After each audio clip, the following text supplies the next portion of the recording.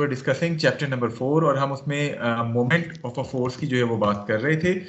Moment को हमने define किया था कि basically the tendency of rotation due to the application of any force is basically termed as moment of a force. उसके बाद फिर हमने मोमेंट्स की स्केलर फॉर्मुलेशन देखी थी और साथ साथ हमने उसकी वेक्टर फॉर्मुलेशन जो है वो भी देखी थी। Then we talked about principle of transmissibility. चूंकि मोमेंट की जो वेक्टर फॉर्मुलेशन है इट सेज के you can calculate the moment vector by simply taking the cross product of R and F in this order R cross F. Now in this R cross F this r is basically any position vector whose origin is going to be जिस point के about आप moment ले रहे हैं और force की line of action पे किसी भी पॉइंट पे ये वेक्टर जो है वो फॉल कर सकता है। सो जरूरी नहीं है कि आपको स्पेसिफिक वेक्टर ही लें, you can always take r1 r2 r3 r4 and so on. So कोई भी एक कन्वीनियंट पॉइंट ऑफ फोर्स की लाइन ऑफ एक्शन पे अगर आपको नोन है तो आप उस पॉइंट को इस्तेमाल कर सकते हैं for calculating the moment by this formula r cross f। इसमें f जो है it should be in Cartesian notation, r जो है it should also be in Cartesian notation और इसकी मदद से फिर आप क्रॉस प्रोडक्ट की मदद से मोमेंट वेक्टर जो है वो फाइंड कर सकते हैं। यहां से आपको जो मोमेंट वेक्टर मिलेगा ये ऑटोमेटिकली आपको जो है वो कार्टेशियन नोटेशन फॉर्म में जो है वो मिल जाएगा। तो अगर आपने फिर उसका मैग्नीट्यूड फाइंड आउट करना है तो आपको मोमेंट के कंपोनेंट्स मिले हुए होंगे, आप उसको स्क्वायर करके सम करके अंडर रूट ले लें, आपको उस मोमेंट का मैग्नीट्यूड जो है वो मिल जाएगा।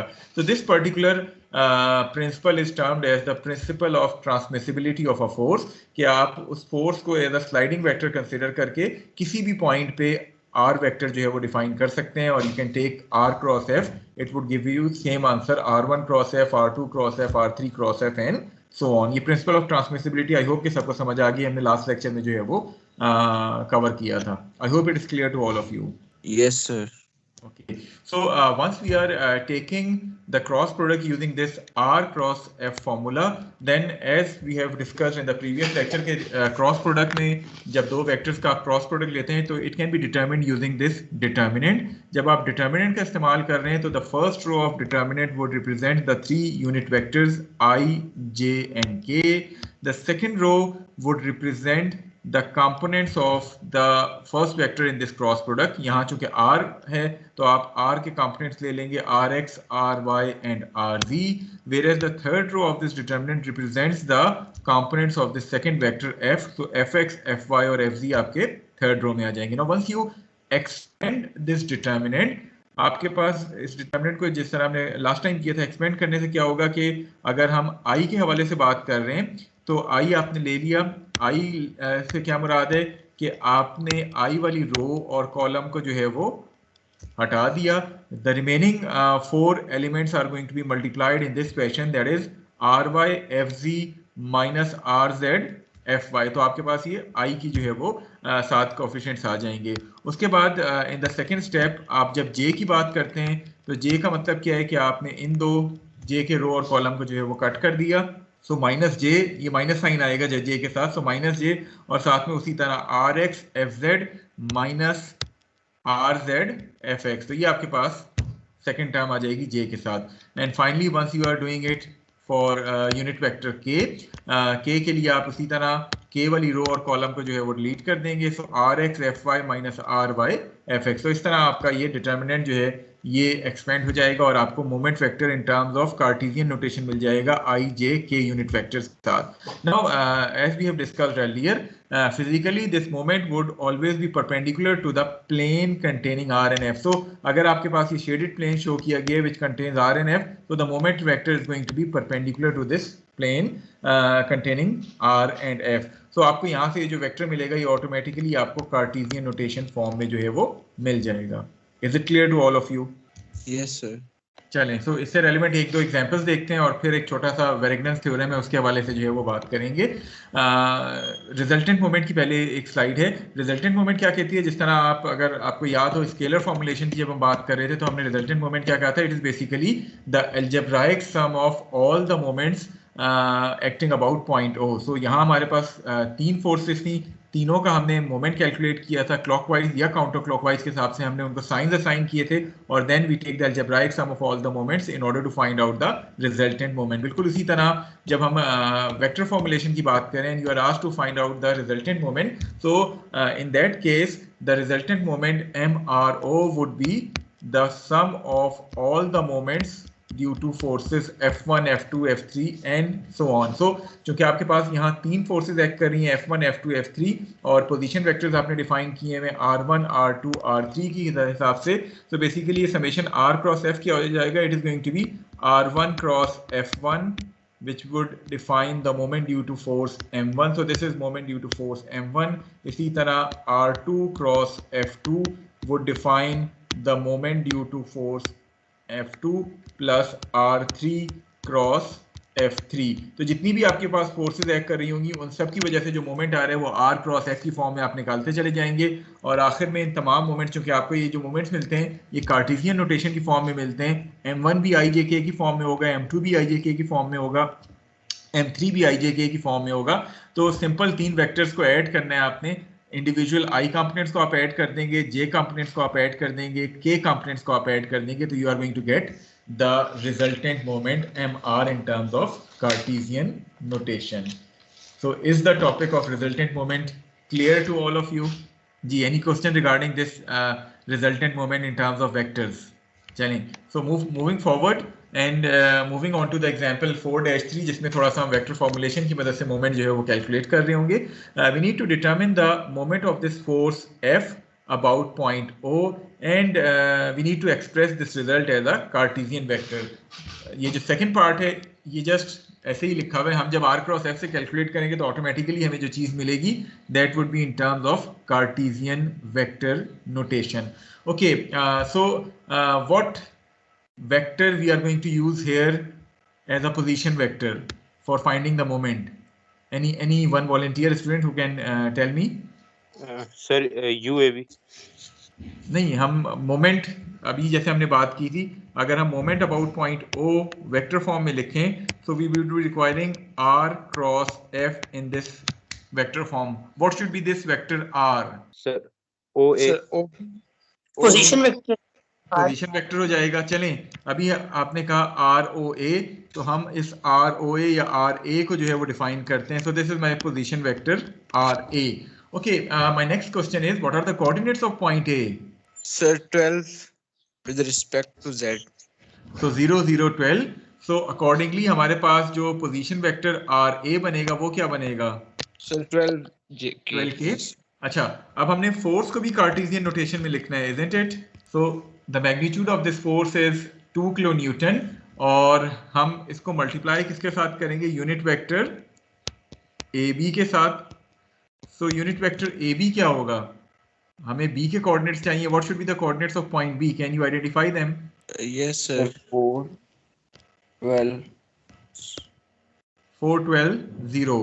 So unit vector UAB is going to be 4I plus 12J minus 12K divided by its magnitude. इससे आपको फोर्स जो है वो in terms of Cartesian vector notation जो है वो मिल जाएगी।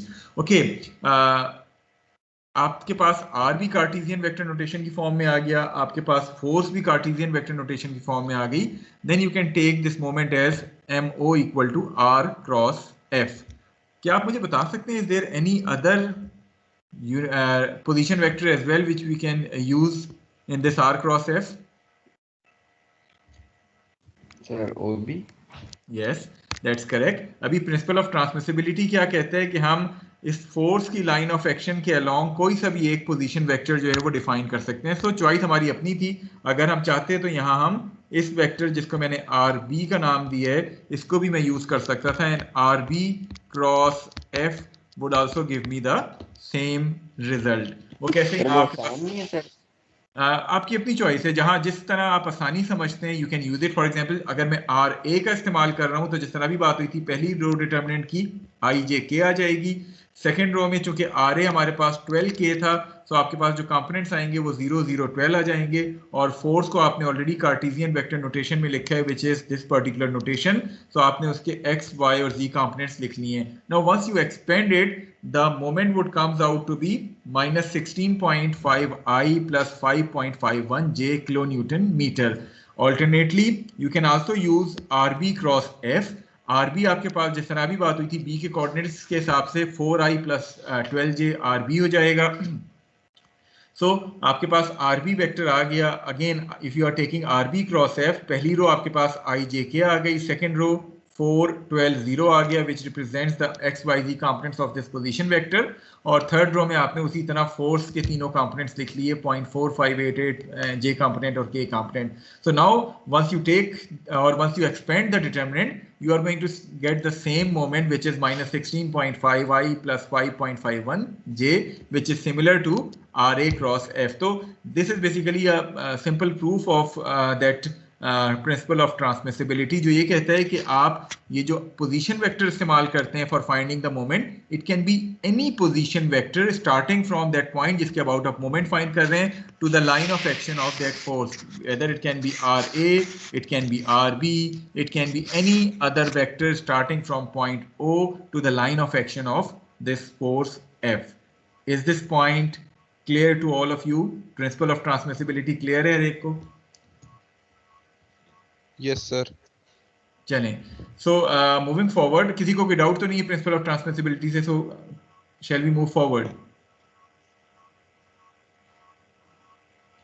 एग्जाम पॉइंट ऑफ व्यू से या problem solving point of view से आपने जहां आसानी समझे, जिस पॉइंट के कोऑर्डिनेट्स आपके लिए निकालना आसान हो, आप उस पॉइंट के कोऑर्डिनेट्स निकाल के उस पोजीशन वेक्टर को इस R क्रॉस F में इस्तेमाल कर सकते हैं. कोई कंपल्शन नहीं होगी कि आपने एक स्पेसिफिक वेक्टर को इस्तेमाल करना है. जहां आप आसानी समझते हैं जिस पोजीशन वेक्टर के साथ, आप उसको यूज कर सकते हैं as per this principle of transmissibility. Okay, moving on to the next example, which is example 4-4, in which two forces are shown to you in terms of their Cartesian notation. F1 is also given to you in terms of IJK. F2 is also given to you in terms of IJK. You need to determine the resultant moment which they create about point O, and we need to express it as a Cartesian vector notation. Okay, now in order to calculate summation moment, आपको अगर याद हो, जब हम इससे पहले summation fx और summation fy लिखते थे तो हम क्या करते थे, ये पॉजिटिव साइन डालते थे और फिर हम summation fx लिख रहे होते थे. क्या आप मुझे बता सकते हैं कि इसमें ये एरो किस चीज को रिप्रेजेंट कर रहे हैं जब हम लिख रहे होते थे? आपको मैंने शुरू में बताया था जब हम ये चीजें कर रहे थे. जी, एनीवन वॉलंटियर स्टूडेंट, ये एरो किस चीज को रिप्रेजेंट कर रहा होता था उस summation fx में? सर पॉजिटिव एक्स वाली साइड. या दैट्स करेक्ट, पॉजिटिव, यानी आपकी एक्स एक्सिस की पॉजिटिव साइड आप राइट की तरफ ले रहे हैं. इसी तरह जब टू डायमेंशन में आप मोमेंट ले रहे होते हैं तो आप क्लॉकवाइज साइन के साथ, मसलन आप जब मोमेंट्स की समेशन करते हैं तो आप यहाँ लिखते हैं पॉजिटिव समेशन MO. पॉजिटिव का मतलब क्या है कि you are basically taking these counter clockwise moments as positive. Although vector form में हम ये नहीं लिख रहे होते, लेकिन स्केलर फॉर्म में जहाँ जहाँ हम मोमेंट्स को सम कर रहे होते हैं, रिजल्टेंट मोमेंट फाइंड कर रहे होते हैं, तो हम वो एरो जो है वो डाल रहे होते हैं. Okay, now you need to find out the resultant moment which is MRO in terms of vector form. अभी इससे पिछली स्लाइड पे हमने देखा था वो क्या होता है, it is going to be summation R cross F. अब इसमें आपके पास दो फोर्सेस हैं F1, so it means that you are going to define two position vectors. One is going to be this position vector R1, which is going to be cross product with F1. The other one is going to be this position vector R2, which is going to be cross product with that F2. So I can write it as R1 cross F1 plus R2 cross F2. तो ये आपके पास resultant moment का formula आ गया. अगर मैं R1 की बात करूं तो आपके पास जो यहाँ डिटर्मिनेंट बनेगा वो क्या बनेगा, IJK.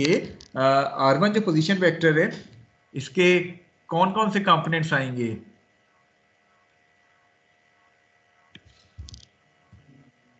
Only Y component. Only Y component. So 0 5 0 आपके पास R1x, R2, R15 और R10 हो जाएगा. What about this force?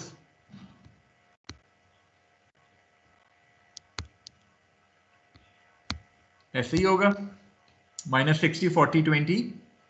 Yes, sir. चलें, so ये आपके पास पहला डिटर्मिनेंट आ गया. इसी तरह for the second force you are going to take R2 cross F. So आपके पास उसी तरह आई जे के आ गए फर्स्ट रो में। अगर मैं R2 की बात करूं तो पॉइंट बी के क्या कोऑर्डिनेट्स हैं? सर 4 5 -2। सो एक्स कोऑर्डिनेट 4 है, वाई कोऑर्डिनेट 5 है और z कोऑर्डिनेट इसका -2 है। So I'm going to write it as 4 5 -2 and the second force is 80 40 and -30. So once you expand these two determinants and add these two vectors, i को i से add कर दें, j को j से add कर दें, k को k से ऐड कर दें, आपको जो है वो रिजल्टेंट मोमेंट मिल जाएगी which is going to be this vector 30i - 40j plus 60k pound foot में आ जाएगी। Is it clear to all of you? कोई डाउट, कोई क्वेश्चन जो आप पूछना चाहें? No, sir. चलें, तो हमने दो एग्जांपल्स देखी। एक हमने वेक्टर फॉर्मुलेशन के हिसाब से देखा कि मोमेंट को किस तरह फाइंड करते हैं, आर क्रॉस एफ की मदद से, प्रिंसिपल ऑफ ट्रांसमिसिबिलिटी की मदद से हम कोई भी पोजीशन वेक्टर जो है उसका इस्तेमाल कर सकते हैं। सेकंड क्या है कि हमें रिजल्टेंट मोमेंट्स अगर फाइंड करने हो तो हम इंडिविजुअल फोर्सेस की मोमेंट्स को फाइंड करके वेक्टर फॉर्म में उन सारे वेक्टर्स को ऐड करते चले जाएंगे, हमें रिजल्टेंट मोमेंट जो है वो मिल जाएगा। इसमें जो अक्सर स्टूडेंट गलती करते हैं वो इस डिटर्मिनेंट को एक्सपेंड करने में कर रहे होते हैं। काइंडली कोशिश करें कि जब आप इसको एक्सपेंड कर रहे हैं तो थोड़ा सा सुकून के साथ डिटर्मिनेंट्स को एक्सपेंड करें ताकि आपके पास उसी हिसाब से करेक्ट सोल्यूशन आए। अक्सर लोग इस जे के साथ ये जो नेगेटिव साइन आ रहा है इसको भूल जाते हैं। काइंडली इस नेगेटिव साइन पे जो है वो ना भूलें। ये नेगेटिव साइन बाय डिफॉल्ट आता है। आई के साथ जब आप कर रहे हैं तो आई की हट गई और इनको मल्टीप्लाई करते हैं। जे के साथ जब कर रहे हैं तो नेगेटिव साइन डाल के फिर के साथ पॉजिटिव साइन आ जाता है। तो काइंडली जब डिटर्मिनेंट्स को एक्सपेंड करें तो थोड़ा सा साइंस का आप ख्याल रखें। Okay, now the next topic is principal of moments, और इसके बाद फिर इन सारे टॉपिक से मिला के प्रॉब्लम्स जो है वो दिए गए हैं जो कि हम थोड़े से आज करेंगे, मे बी अगर टाइम मिलता है। बाकी प्रॉब्लम्स जो है वो हम नेक्स्ट वीक वाले लेक्चर्स में कवर कर रहे होंगे।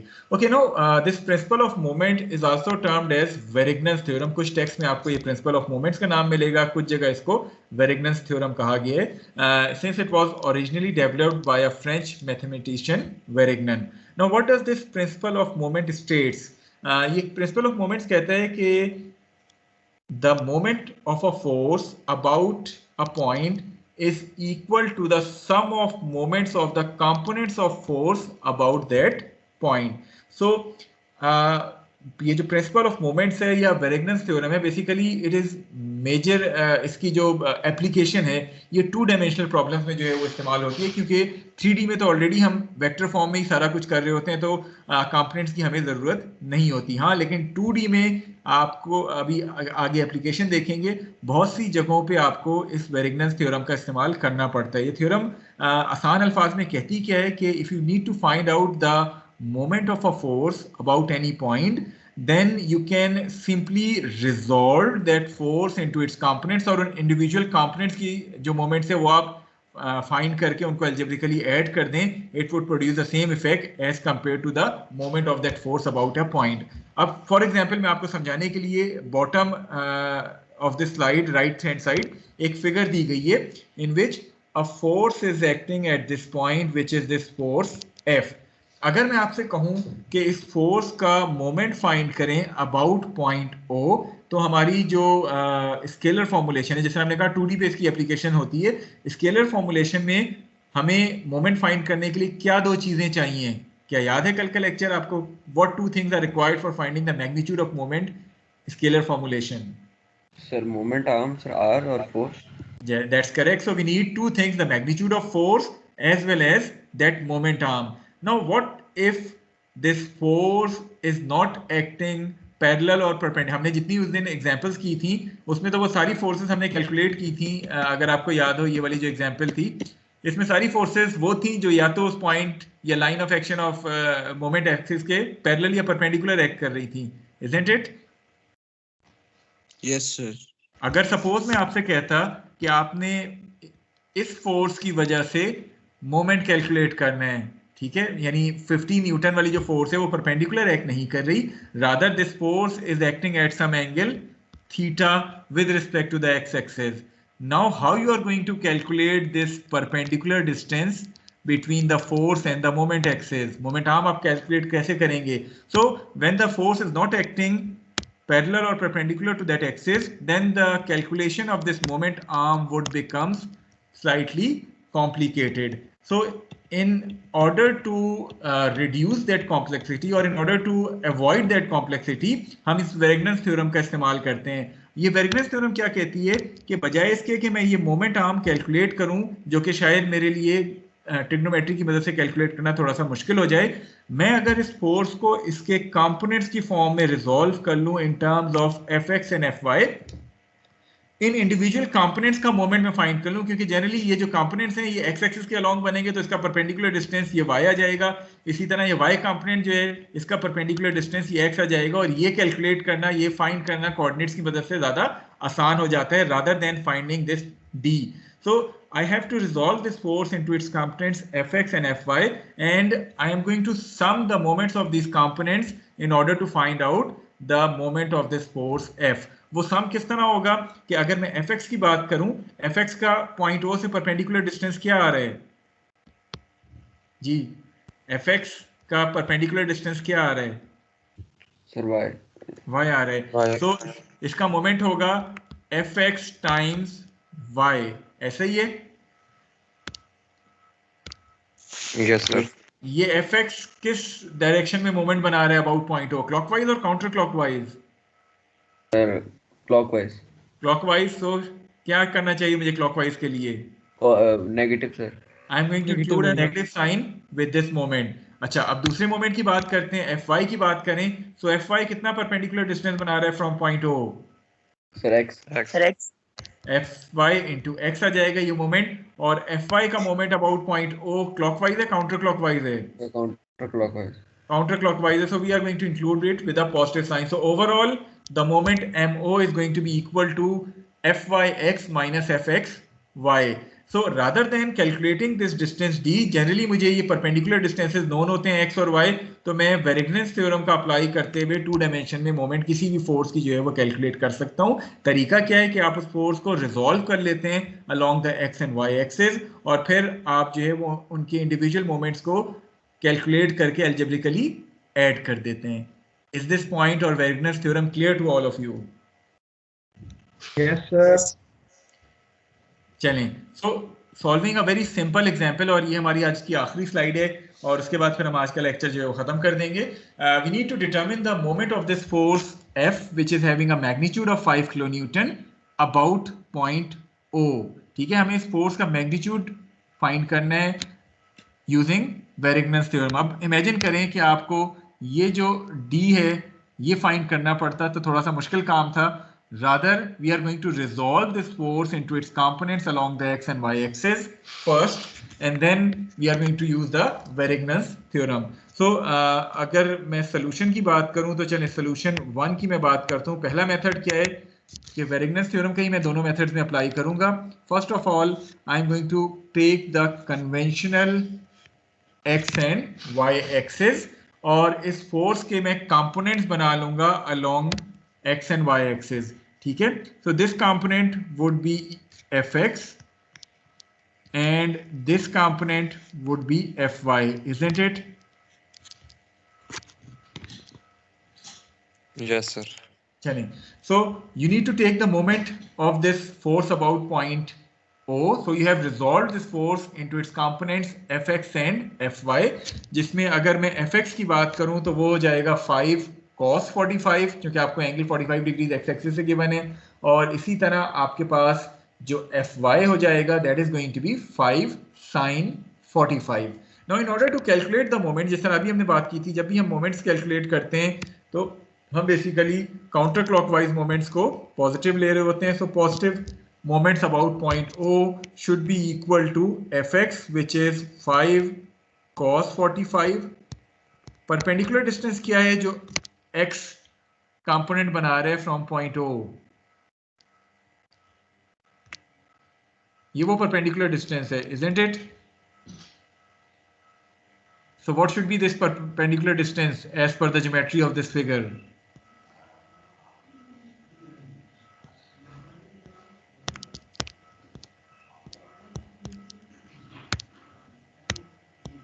Three sine of 30. ये चीज समझ आ गई है हर एक को? ये दोबारा था. देखें आपके पास fx तो आ जाएगा which is f cos 45, ठीक है, तो ये तो क्लियर है, f cos 45 5 cos 45 हो गया। जी सर। आपके Yes, पास sir. यहाँ से लेके यहाँ तक डिस्टेंस 3 मीटर्स है, ठीक है, तो आपके पास ये Yes. डिस्टेंस 3 मीटर है, आपको मैं कहूँ यहाँ से लेके यहाँ तक कैलकुलेट करें तो it is going to be 3 sin 30, Yes, sir. सही समझ रहा हूँ.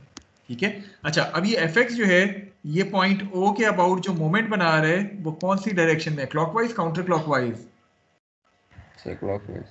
Clockwise. So I am going to include a negative sign with this moment component. Clear है ये negative sign कहाँ से आया? Yes, sir.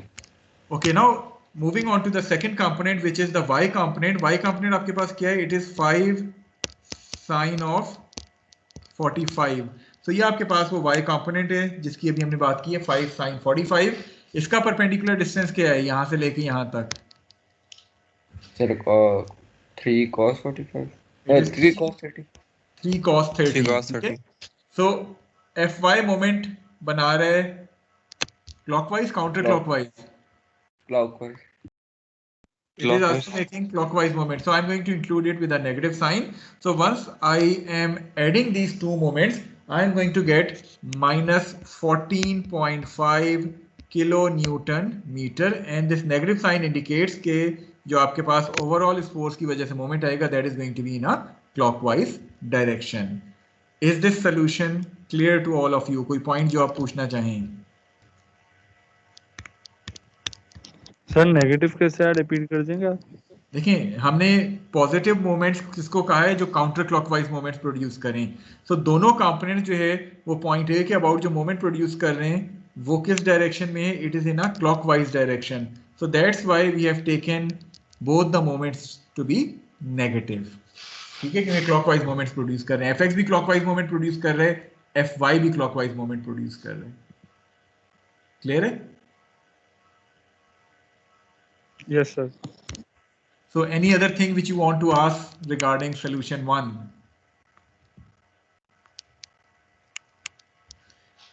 Okay, so there is another application of Varignon's theorem. हम Varignon's theorem को एक और तरीके से भी अप्लाई कर सकते थे, rather than using the conventional XY axis. हम ये भी कर सकते थे कि हम इस फोर्स के जो कंपोनेंट्स बनाएं, क्योंकि वेगनर्स थ्योरम ये तो नहीं कहता कि फोर्स के कंपोनेंट्स हमेशा एक्स वाई एक्सिस के अलोंग बनने चाहिए, किसी भी दो म्यूचुअली परपेंडिकुलर एक्सिस के अलोंग हम ये कंपोनेंट्स जो है वो बना सकते हैं। So rather than using the conventional X Y axis, what about अगर मैं एक्सिस जो है वो इस्तेमाल करूं along this beam O, suppose मैं कहता हूं ये पॉइंट डी है, so along this beam O D and perpendicular to this beam O D, can I use that axis? इस एक्सिस सिस्टम को सपोज मैं कह देता हूं x dash and y dash, just to represent it मैं इसको कह देता हूं x dash and y dash. Okay, now what does the force of 5 kilonewton makes an angle with respect to the x dash axis? Can you calculate it? Sir, 45 minus 9, 45. देखें आपके पास एक beam है जिसका एंगल यहां से 30 degrees given है, ठीक है, और आपके पास ये वाली लाइन में एक्सटेंड कर दूं, ये एंगल कितना आ जाएगा? 30। फोर्स आपकी बना रही है 45, तो 45 प्लस 30 आपके पास जो टोटल एंगल आएगा that is going to be how much? 75 degrees, isn't it? So this force is making an angle of 75 degrees with respect to axis OD, जिसको हमने x dash कहा है। ये क्लियर है रेक को? जी काइंडली कोई जवाब दे दें। Is it clear this angle? Yes, sir. चलें अब थोड़ा सा हमने करना क्या है कि अभी जिस तरह कहा था हम इस फोर्स को रिजॉल्व करेंगे into its components along this x dash axis. मैं इस कंपोनेंट को कह देता हूं fx डैश, दूसरा कंपोनेंट मेरा बनेगा इस एक्सिस के अलोंग जिसको मैं कह देता हूं fy डैश। ये भी क्लियर है? सर fx डैश का कितना मैग्नीट्यूड होगा? 5 cos 75. 5 cos 75। fy डैश का कितना मैग्नीट्यूड होगा? 5 sin 70. 5 sin of 75। अब थोड़ा सा मुझे गौर से देख के बताएं, what would be the moment due to this F X dash? 0. 0. Why? Because this fx dash is basically passing through point Line O. of तो आपके पास चूंकि मोमेंट आर्म नहीं बन रहा, that's why the moment due to fx dash is going to be 0. Is this point clear to all of you? Yes, sir. Yes, Okay, sir. what about the moment due to fy dash? इसके लिए हमारे पास perpendicular distance क्या होगा? 3. हम directly इस 3 को इस्तेमाल कर लेंगे बजाय इसको रिजॉल्व करने के, जिस तरह हमने पिछले उसमें रिजॉल्व किया था। तो आपकी कैलकुलेशन थोड़ी सी मजीद सिंप्लीफाई हो जाएंगी अगर आप वेरेगनेंस थ्योरम का इस्तेमाल करना जानते हो। जरूरी नहीं है कि हर दफा आप कन्वेंशनल एक्स वाई एक्सिस इस्तेमाल करें, आप अपनी कन्वीनियंस के हिसाब से कोई सी भी दो एक्सिस को यूज करते हुए इस वेरेगनेंस थ्योरम का इस्तेमाल कर सकते हैं। अब जरा देखें, यहां जब मैं इस तरीके से मोमेंट निकाल रहा हूं, moment about point O, it is going to be moment due to F X dash, जो कि हमारे पास 0 आ गया। एफ वाई डैश का मोमेंट क्या होगा? 5 sin 75, जिस तरह अभी हमने इसका मैग्नीट्यूड लिखा है फाई का। परपेंडिकुलर डिस्टेंस इसका 3 हो गया। ये क्लॉकवाइज मोमेंट बना रहा है या counter clockwise moment about point O? Clockwise movement. Clockwise moment. So Clockwise. once you are taking this product, you are again getting 14.5 kilonewton meter. So the same answer, negative sign indicate कर रहा है, ये clockwise moment आ रहा है। सो आपकी अपनी choice है, आप चाहें कन्वेंशनल एक्स वाई अप्लाई कर लें, लेकिन यहाँ कन्वेंशनल एक्स वाई के बजाय, चूंकि ऑलरेडी ये परपेंडिकुलर डिस्टेंस 3 यूनिट्स का आपको गिवन था, तो बजाय आप कन्वेंशनल एक्स वाई यूज करते, आपने एक्सेस चेंज कर ली, आपने along the beam and perpendicular to the beam ये दो एक्सेस इस्तेमाल कर ली, एंगल्स डिटरमिन किए। फोर्स को तो दोनों सूरतों में आपको रिजॉल्व करना होगा। यहाँ फायदा क्या है कि आपकी कैलकुलेशन सिंपल हो गई, आपको मोमेंट आर्म को जो है वो डायरेक्टली इस्तेमाल करने का मौका मिल गया, उसको रिजॉल्व करने की जरूरत नहीं है। Is this point clear to all of you? Yes, sir. कोई चीज जो आप पूछना चाहें, समझ ना आई हो आपके, आप अभी पूछ सकते हैं।